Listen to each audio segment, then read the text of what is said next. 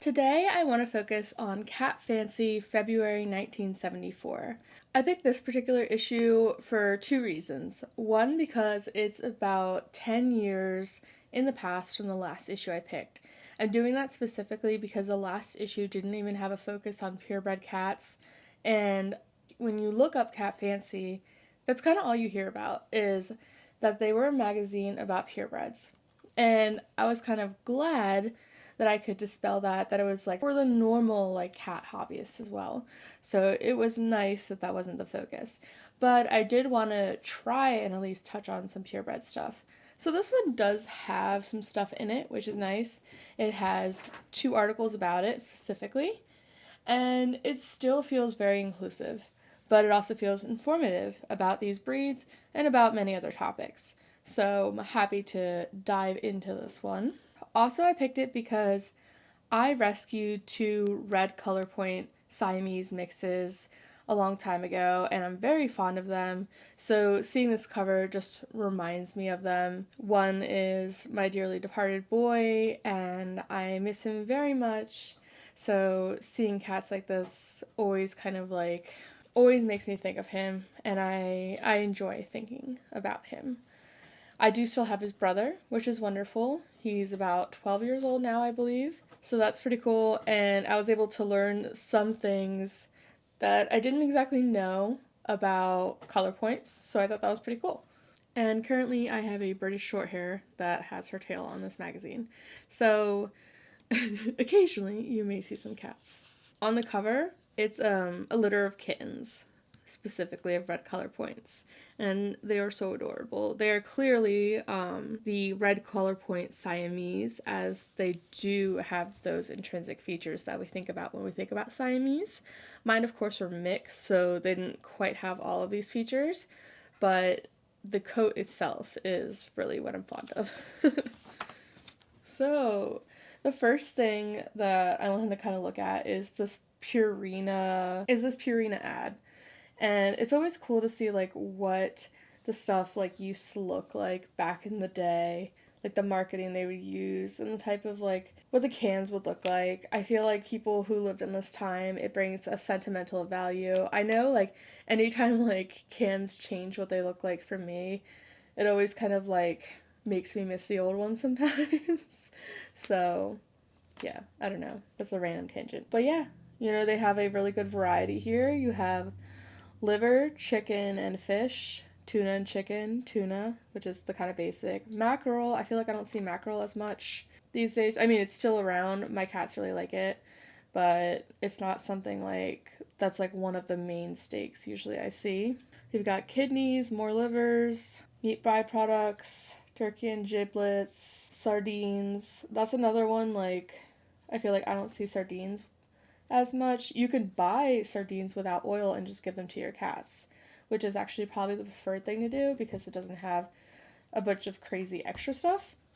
But yeah, looks pretty good. Of course, we don't know any of the other fillers they might use, but other than that, I do like the ad and that it kind of gives you a breakdown of everything they have. Over here, we have a nostalgic "Please send me Cat Fancy magazine" postcard.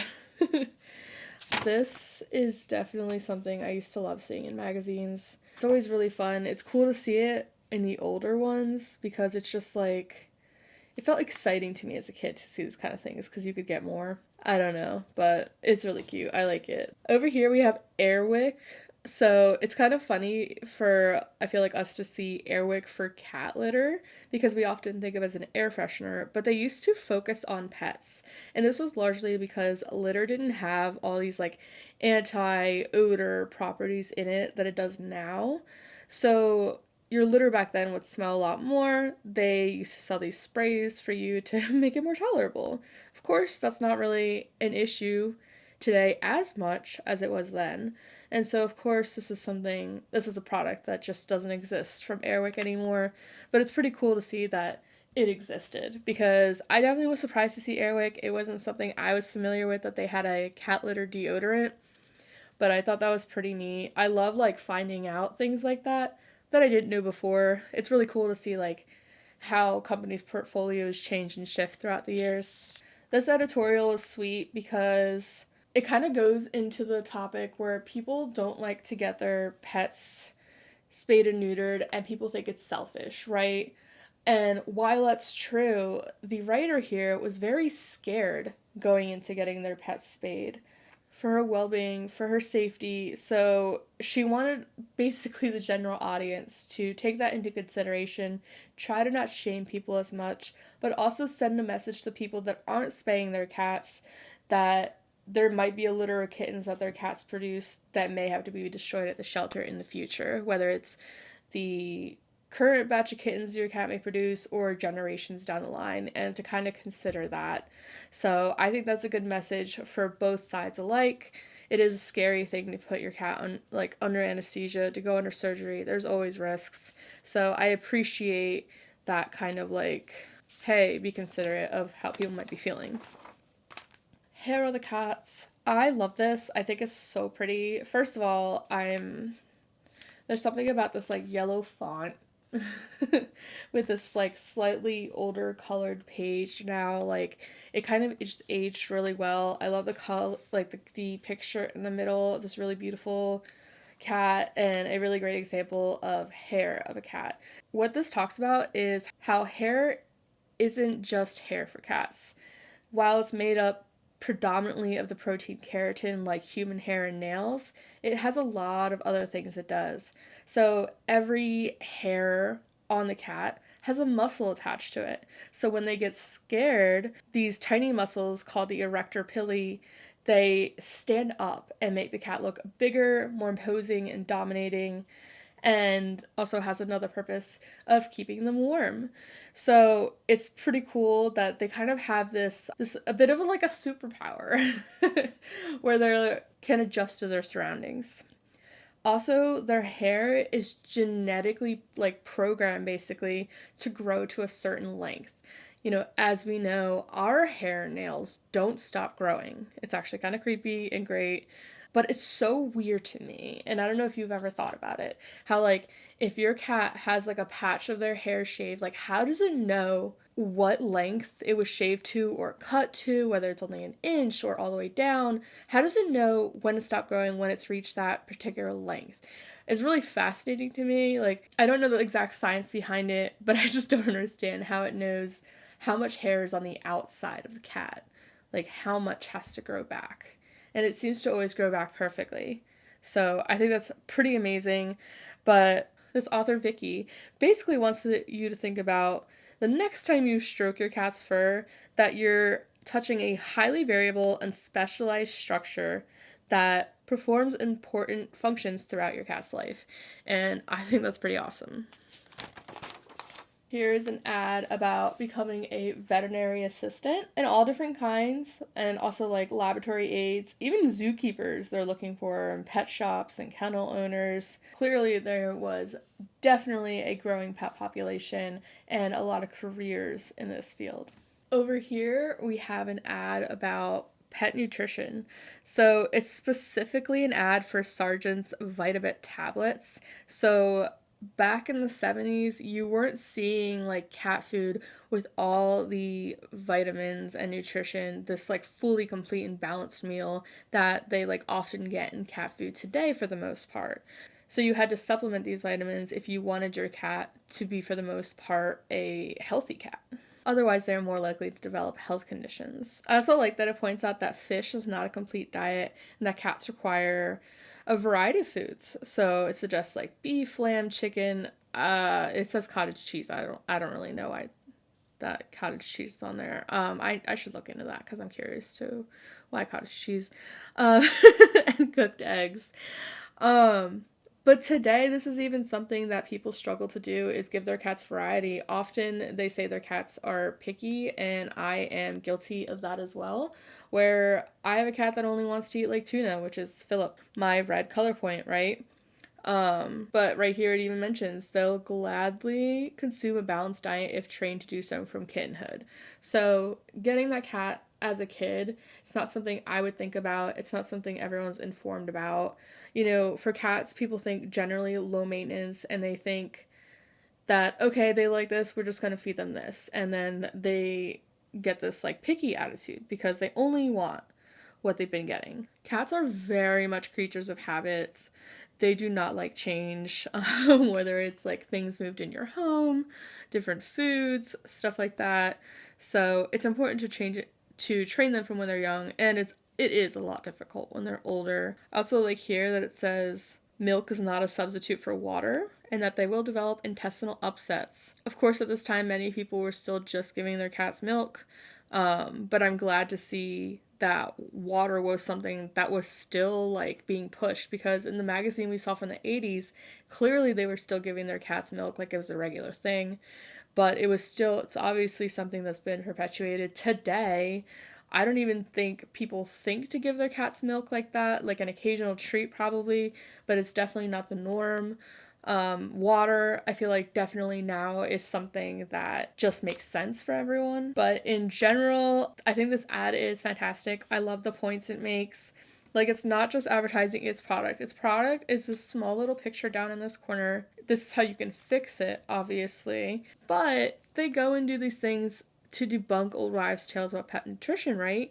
And it's stuff that's so important to know. Like the balanced diet, nutrition, and water.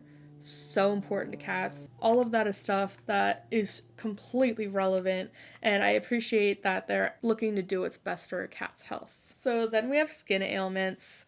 This goes into a lot of different things, and again, it's stuff that's always going to be relevant. Why does my cat itch, right? Do they have, people always say, oh, it has fleas, when that's not necessarily the reason they're itching.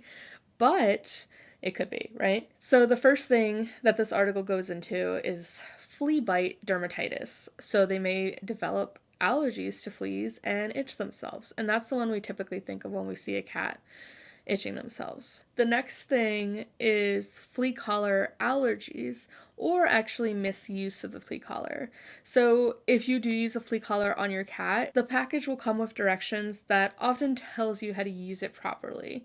So obviously a collar seems like an innate thing to do, but there can obviously be problems. First, you should be checking quite often if you see any hair loss under the collar, because that can signify a allergy. Also, misuse, which is failure to read the instructions, things like failing to air out the collar after opening it, not securing it loosely, not cutting off the excess and just leaving it wrapped around a second time. This all can cause skin irritation and is not proper use of a flea collar. Then they go into things like ear mite itching, so it's important to get your cat's ears checked. There's also stud tail, so if you've ever noticed that your cat's tail might be darker, it could be because the sebaceous glands are producing too much oil, and it creates this issue that they call stud tail, which could result in the cat not being in the most healthy state, not being able to groom himself, or he's just not focusing on his tail, right? So it's something that you might have to help him care for more often. Then you have things like ringworm that your cat might get that you have to look out for. It goes into what makes a healthy skin and coat. So they say things like, don't bathe your cat too often. Make sure that they are free from external and internal parasites. Don't feed your cat a one food diet. It's important for a cat to have a well-balanced mix of different foods in order to keep up their health. It's also important to comb or brush your cat as often as you would yourself, this article says. I definitely do not do that, and by that it means often and thoroughly. Now, I am definitely guilty of not doing this. I have 11 cats. I don't do it every day, not certainly the amount of times I would brush my hair. But it's something that I probably should work on and do more often. Certainly for my longer hair cats, that's something I've been making a goal to do more of, because my British long hairs are a nightmare if you don't brush them. They are highly prone to matting, so it is important that I actually brush them every day. And that's something new to me. I definitely am not used to that. Also, check for mats. It's important to try to get them as early as possible, because the longer you wait, the closer it gets to the skin, and it's going to be really hard to remove those mats, and the risk of hurting your kitty in the attempted removal goes up the longer you wait. Also, the hair around their anal or butt area, if they're long haired, it's the most sanitary thing to actually shave that area, because they have a difficult time reaching and grooming that area. And honestly, it's just nicer if you're able to clean that for them, because if they have a giant chunk of like poop stuck to their back and they can't get to it, that is not something fun for them, right? I don't want them eating that. I don't want them having to lick that off either. Like, I think it's just nicer if they don't have to worry about that at all. So, just around that general area, you really should just think about shaving your cat if you don't already, especially if they're longer hair.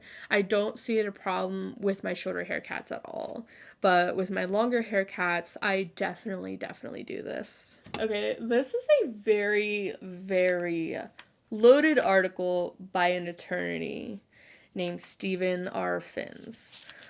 Yeah, it's super long. I think it's 6 or 8 pages. It's something along those lines. Oh, yeah.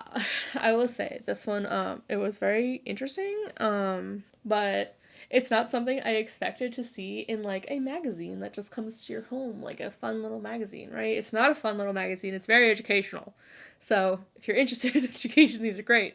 It is fun, though. Especially, there's going to be other articles in here that are legitimately great. My favorite articles are the ones that are like personal stories. But these are also interesting too, because you learn things that you should probably know, right?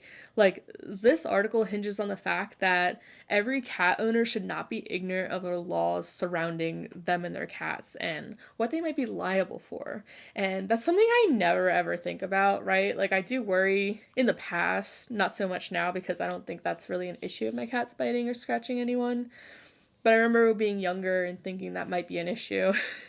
But one of the things this goes into is cats were seen as low value property in this time, and they kind of lived in the gray area. They really weren't that protected, and they weren't seen as companions or almost family members like they are today. Today, it is a different world for cats. Also, in this time, owner liability was much different.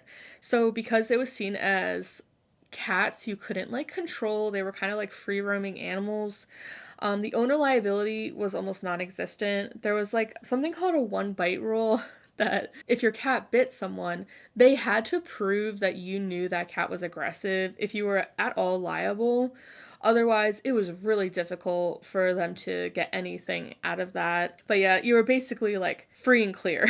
Today, they hold owners to a higher standard, right? So they expect you to be able to, your cats are your pets, right? They're not just these random wild or semi-wild creatures anymore. You are capable of understanding the situation, what's going on, and if there's a potential of them hurting people. Back in this time, also leniency, there was a lot of leniency in terms of cat roaming, right? So cats could just pretty much go anywhere, and there was nothing anyone really could do about it. There was, on the other side of that, since they weren't as protected, if they trespass on private property, you could kill that cat and it wouldn't be considered animal cruelty. Obviously, I don't think this was always allowed, but you could get away with it much more than you could now. Today, killing an animal for trespassing on your property is considered criminal animal cruelty. We have anti-cruelty statutes that protect animals.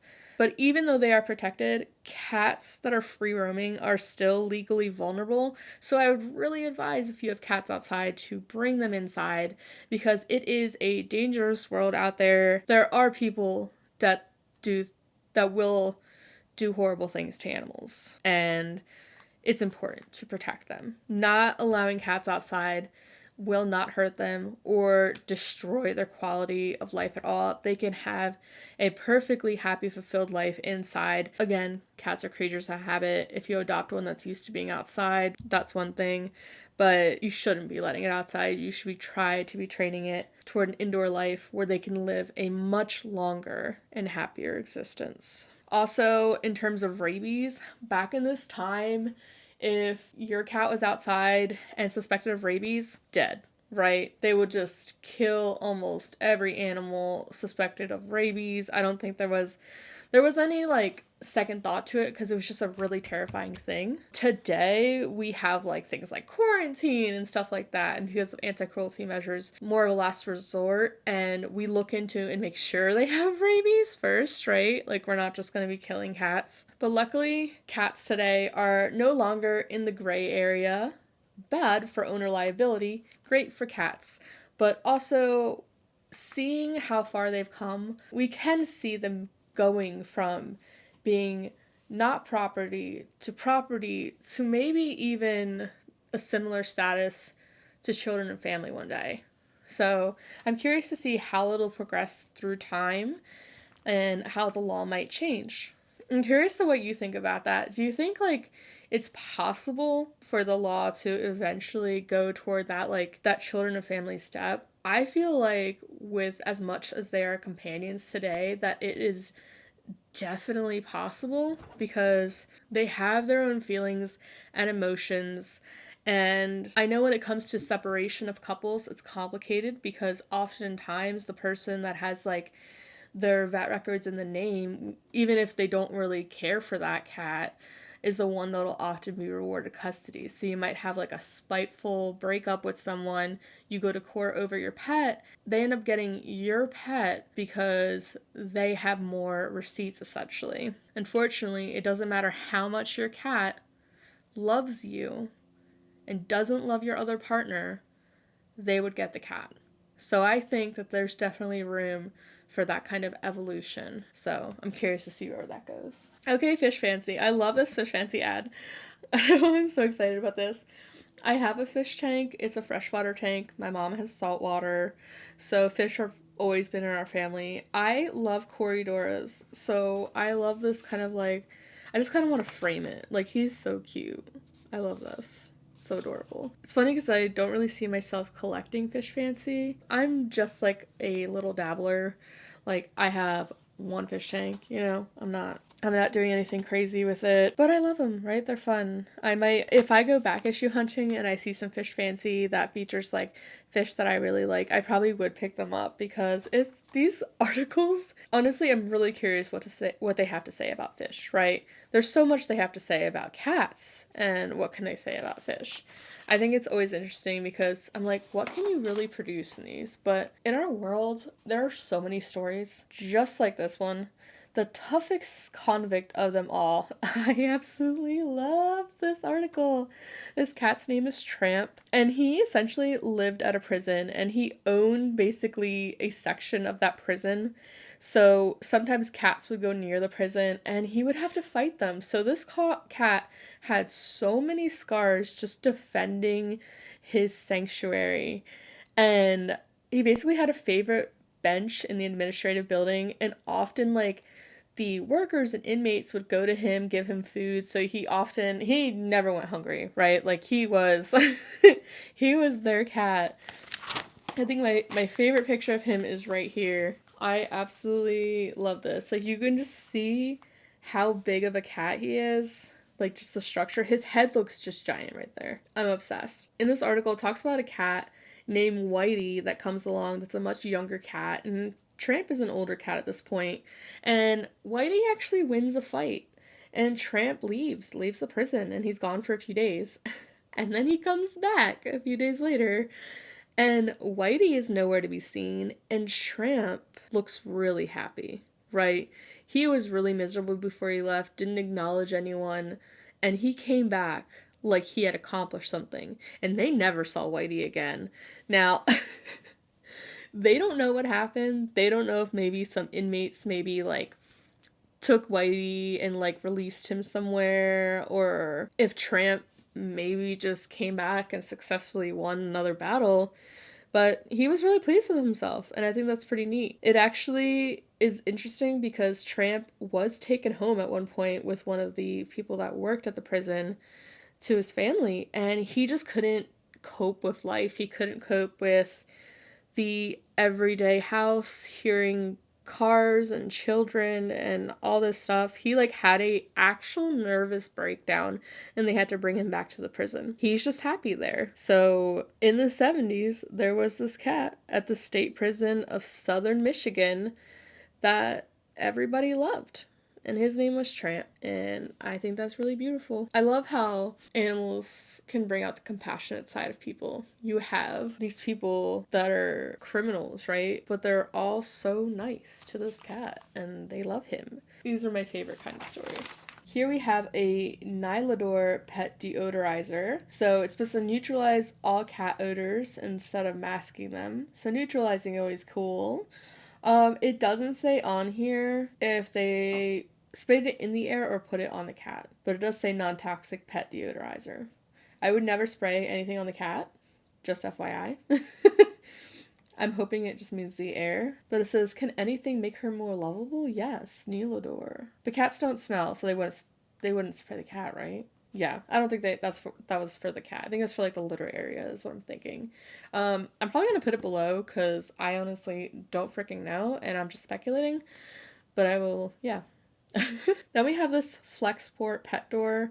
It's made of little plastic triangles and it's supposed to make it so it's safe for the cat but also won't let things like flies in, right? It's funny because my cats don't use anything with the door. I've had cats use things with the door in the past, but for some reason, some of the cats I have had later in life just refuse to use cat doors. You have to leave it open for them. It has to be a gaping hole for them to use it. Otherwise, they just don't understand. They will see other cats use it, and they will not do it. So I just don't understand it.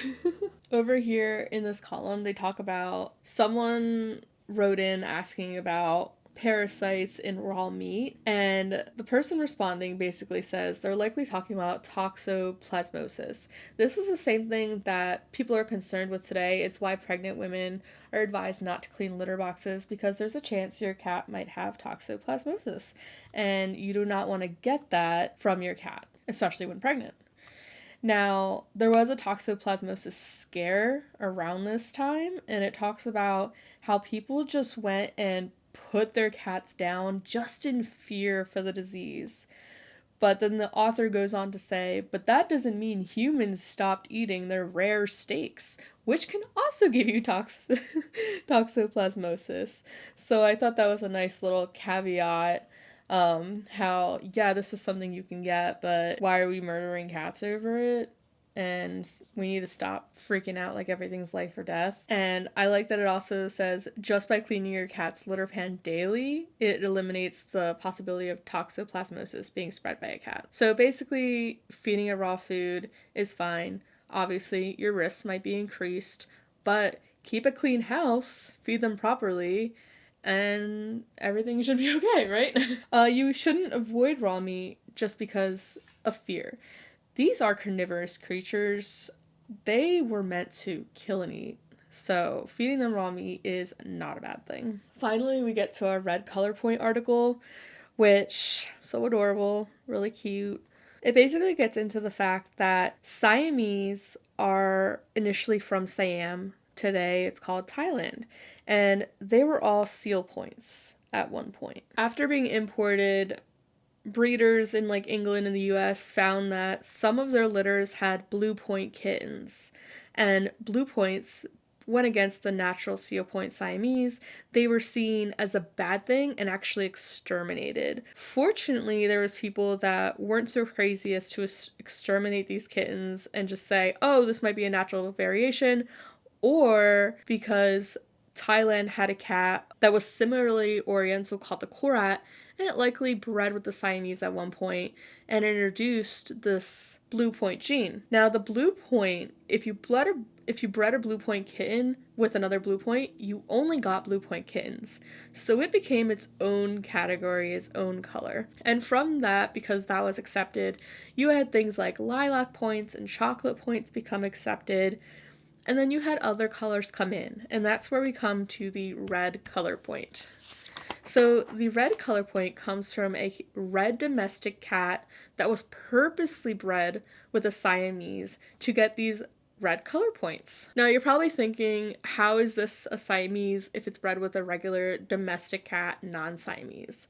Now what happens when they do this, professional breeders, is they will breed those kittens back into Siamese stock. So they will take the best Siamese examples of cats, they will breed them with it, and after many generations, they just look purely Siamese. They don't look like any other cat. They have red points, they have all these Siamese features. They are not distinguished from the regular Siamese anymore, right? They're as much Siamese as the blue point is a Siamese. And this has been done time and time again. Whenever cat breeds in the past have dwindled in numbers, they've crossed breeds and then bred them back in their genetic line. So it's back to basically being purebred. But it's genetics like that that I think are really interesting and really cool. And it's one of the reasons why there always has to be breeders, because otherwise these cats will be lost to time. You will no longer have different types of breeds. And as much as people see breeders as the problem, they are also noble in their cause. There are breeders there to just make sure the lineage of these particular cats continues to exist. Here we have some cat fancy books, which are basically just books that are published through the facilities of them. It's another thing, I love looking at old books. It's something I plan on covering as well on this channel. An ocelot in your home looks very interesting. Authoritative text on feral pets by a nationally known expert. Those are always awesome. It'd probably kill my cats, right? So I couldn't have one. But it's really cool to see. Over here we have a set of prints, of 4 prints. I think these are really gorgeous. My favorite one is this one. They are all cute as heck, right? But I have something about like long haired, darker cats with like orange eyes. It's just really gorgeous to me. Although I've never seen a cat like with the seal points in person, so I think I would be obsessed. Like I love darker points. Those are adorable too. I believe that's a Burmese. And oh, look at her. She's just so precious. But this one's dark and moody, and I feel like I just kind of vibe with that. All right, now we have a directory of professional cat breeders. Always fun to look at. I just adore seeing the pictures of the cats. Like, look at this ragdoll. It's just freaking adorable. And a pacifist cat is right. They are super, like, ragdoll-like. And that's a beautiful Persian. Just very sweet. My gosh, that coat has got to be some maintenance. So we got lots of Persians over here. This one's pretty. What's this? Birthplace of the Ocicat. So they have Burmese, chestnuts, Rex, Siamese, and Persians, naturally. Kittens, stud service, and boarding. So you know they actually are a huge cattery when they have boarding facilities for you. And we got some beautiful Himalayans. Oh, and the Burmans. So sweet. I love this. What is this, Balinese? That's really pretty. She looks super elegant. This one's also Balinese. I'm always a toss-up. I adored the darker points and the lighter points. Like, super angelic, super stunning, and like sultry looking. Like, it's just, both those they're 2 different halves of the same coin. Abyssinians, so regal. Oh my god. Look at this. Champion Tumblewine. That is beautiful. Dedicated to excellence. White and blue Persians exclusively. Finest luxury bloodlines. Pick the derpiest photo for that. But really adorable. We have ragdolls again. Gotta love a ragdoll. They have Russian blues, but they have a picture of a Rex here, and they have Rexes. Oh my gosh. That coat. It's always so interesting to me. I've never like touched one before, and I'm always like, one day. I would love to go to like a cat show sometime and just see the cats there, like the creme de la creme, the cream of the crop, kind of thing. I think that would actually be really fun. I've always thought I could like enter my cats in these shows, but I'm not a professional and it costs money, so I don't know. I feel like a lot of catteries spend a lot of money on cat shows just to kind of show off the beautiful cats that they have in their care. and I don't have those kind of finances. But I would love like a ribbon or two for some of my cats, right? Like that's kind of cool. Well, we got, this is funny, it's called Human Cats. Red Point, Torty Point, and Lilac Point. Over here they have their Grand Champion, Humans Don Jose. Pretty. Ooh, she's pretty. Grand Champion in Lou Hildegard. So beautiful. They have Blue Lilac Seal and Chocolat. I don't know why I said that. And Chocolate Points. Chocolat. More Siamese here. Ooh, this one's different. We have Silver Shorthair. So silver shaded American Shorthairs. Look at the eyes on that. I don't know if you can see it. I feel like these pictures are really tiny, but the eyes on this cat, they're so big and beautiful, just like how you would thinking of an American or like a British short hair.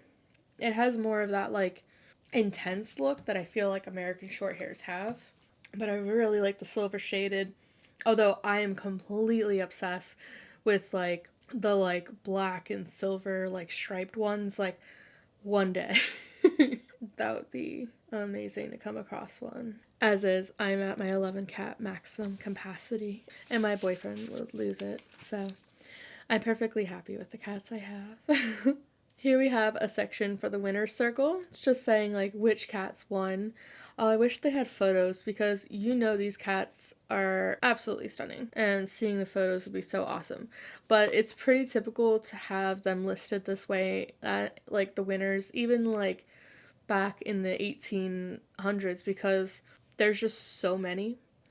If you put photos, it would just take pages and pages and pages, which is really what yearbooks are for, and that is something I would love to get my hands on more of.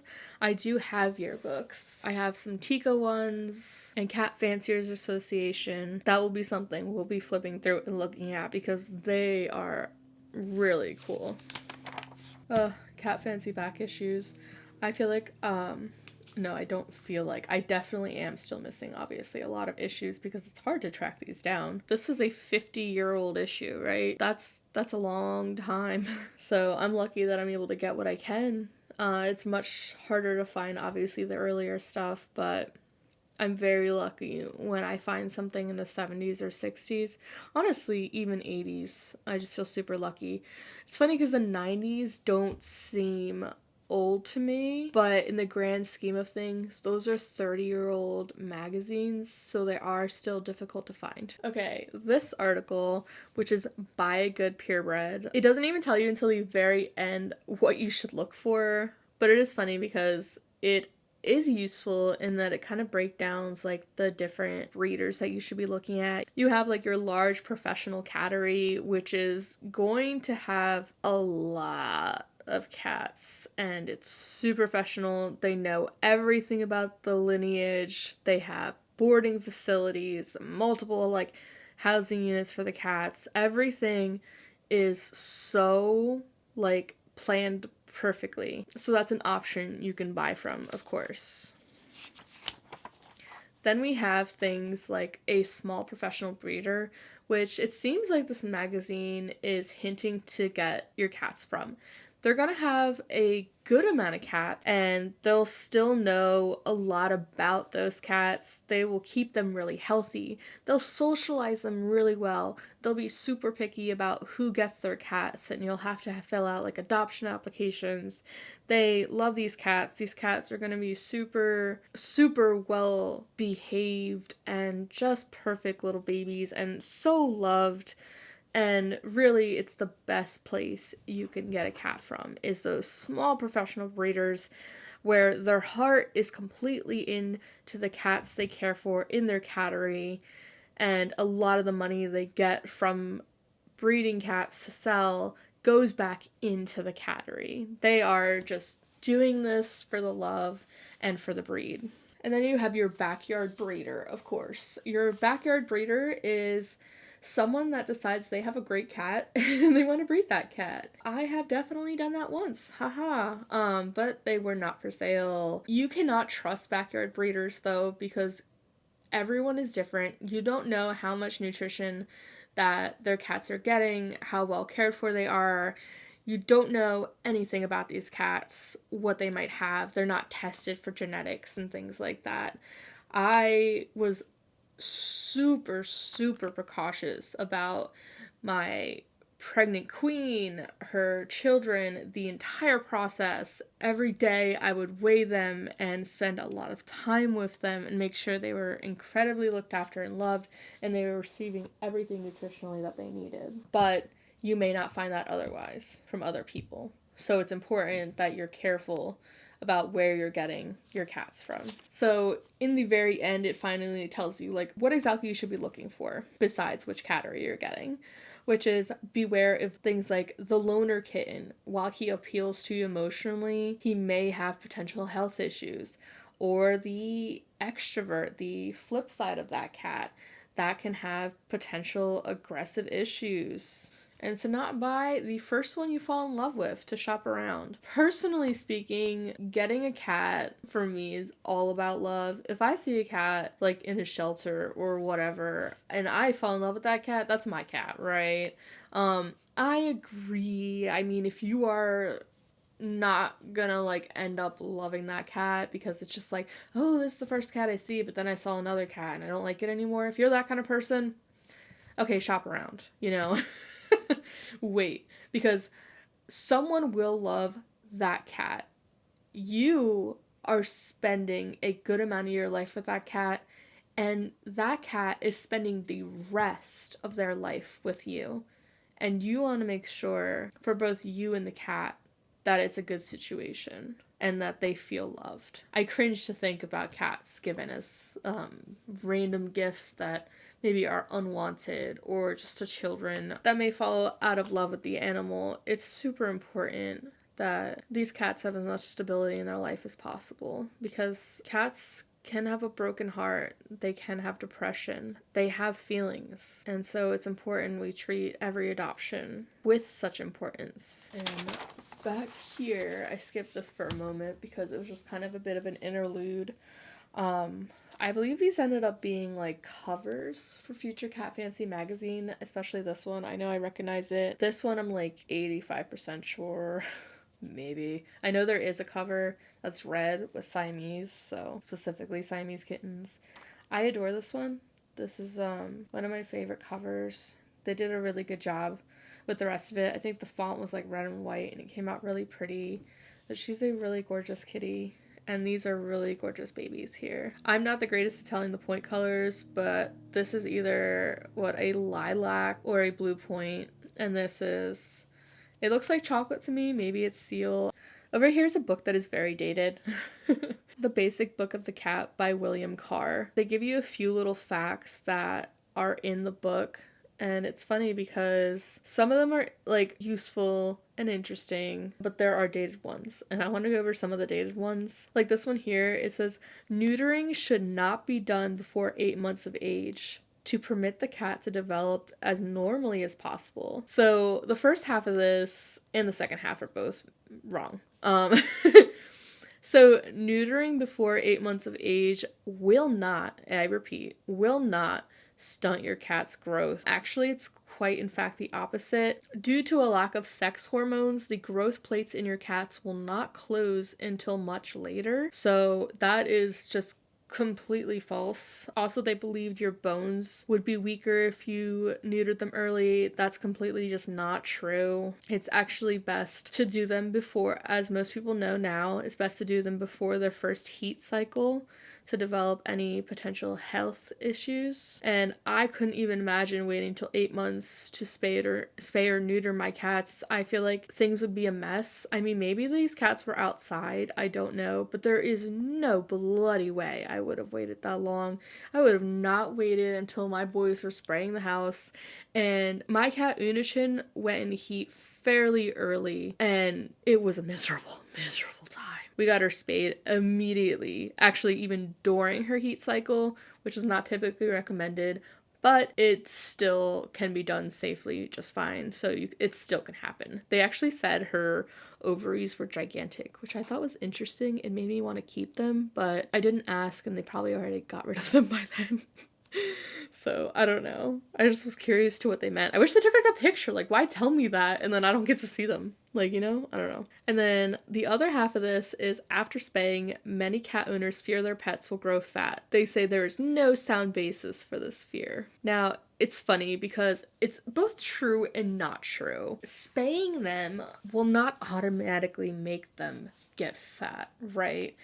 That has to do more with actually the humans and the cat as a team. So, first of all, when a cat is spayed and neutered, their metabolic rate drops because they no longer need the energy to produce for their heat cycle. When that metabolic rate drops, they don't need as much food because, again, they don't require as much energy. If you don't adjust their feeding and feed them less, they will get fat. So it's something that you kind of have to do together. You have to like basically make them realize, okay, you don't need all this food that you were eating. I know you're used to eating this food, but it's not necessary. So you have to help them out. You know, like people would say in nature, they could just go out and hunt and eat what they want.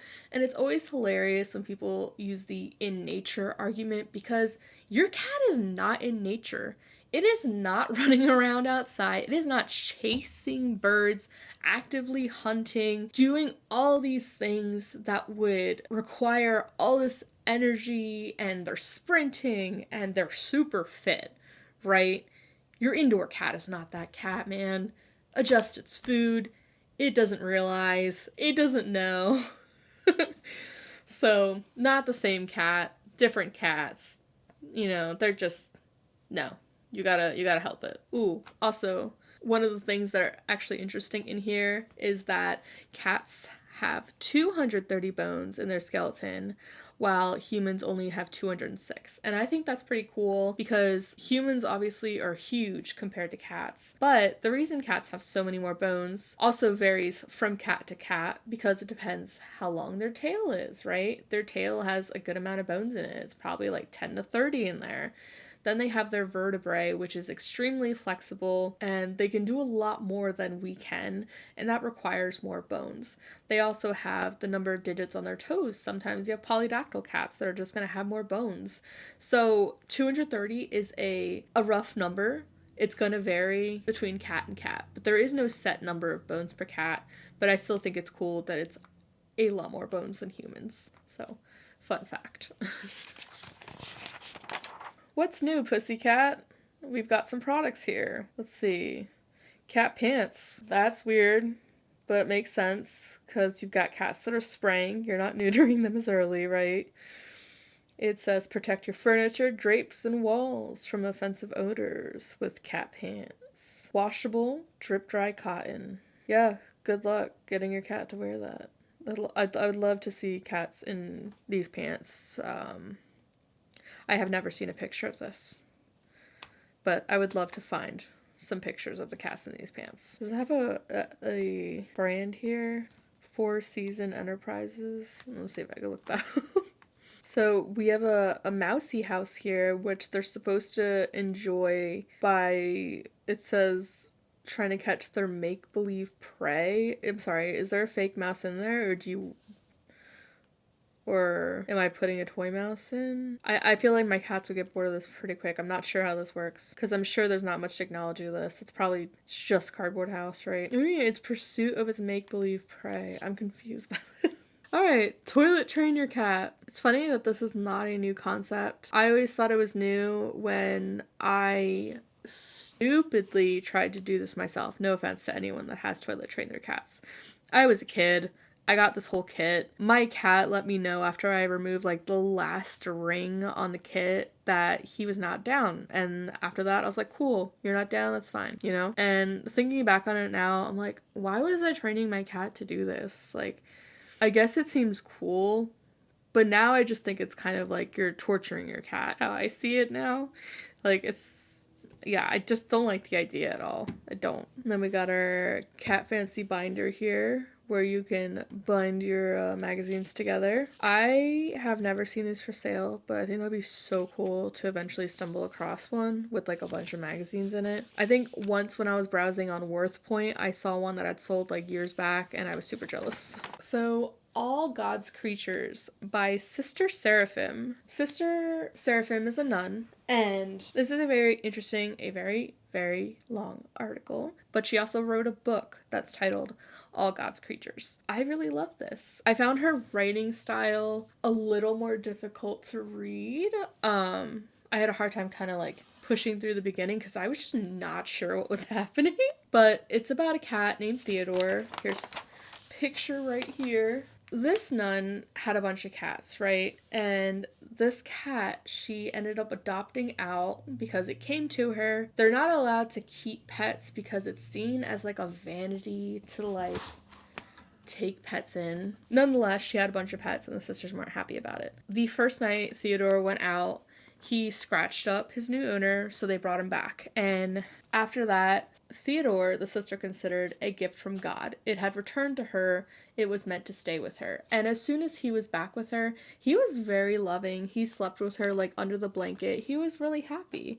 And the sister had a beautiful viewpoint. And it's that any creature in need, that wasn't a vanity to help them, to give them refuge and to care for them.